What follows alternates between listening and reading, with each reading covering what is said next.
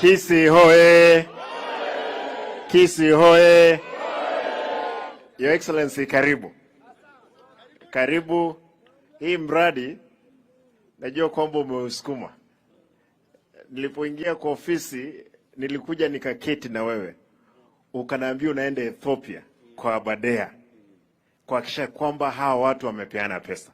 Nataka nishukuru kwamba finally umehakikisha pesa imekuja na huu muungano anaitwa Theuri umepewa. Hapo unapoangalia hapa, Your Excellency, ni the speaker's residence, na hapa tunajenga pia headquarters.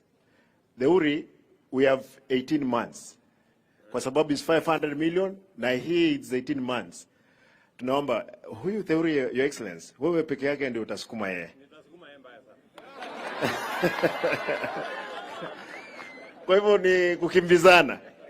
Your Excellency, we want to thank you kwa sababu umekuja kansa Kisii. Nataka nikwambie, nikiuliza wabunge wako hapa, yale matanga ambayo yanafanyika tuweke tu siku mbili, siku ya Alhamisi na Ijumaa. At least in every ward there is 5 funerals. If you calculate times 45 is 200 and what? 200 and something times 2 kwa mwezi. Kwa hivyo ni 400, karibu watu 1000 chini 500 wanakufa.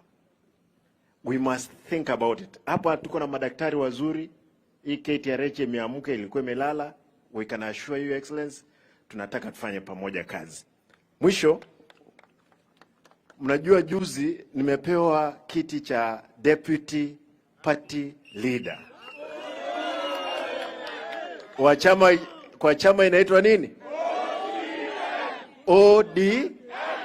ODM. Your Excellency, tunataka tushukuru kwa sababu umehakikisha kwamba umekuja katika ODM, umechukua watu ambao wanafanya pamoja na wewe kazi.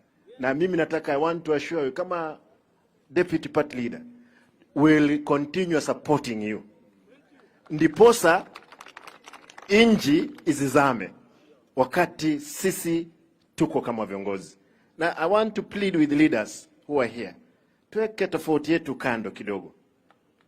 Tufanye kazi na Mheshimiwa Rais.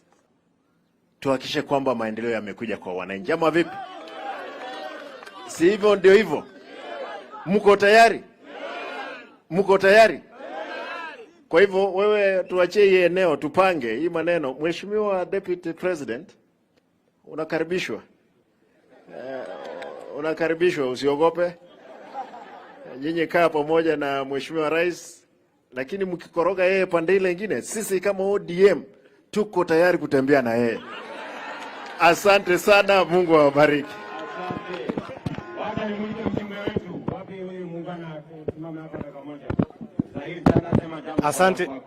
Asante sana, Your Excellency. Niko na furaha sana umekuja hapa katika hii mradi. Mheshimiwa Rais, mimi ninataka kulia kwako. Huyu contractor rafiki yetu akisikia. Mheshimiwa Rais, hii project ingekuwa imeanza 4 months ago, lakini hii project imechelewa. Kwa hivyo Mheshimiwa Rais, naomba huyu contractor uongee na yeye, ndugu yetu Theuri, apatie vijana wetu kazi, asilete watu kutoka mahali tofauti. Watu wetu hapa wapatiwe kazi.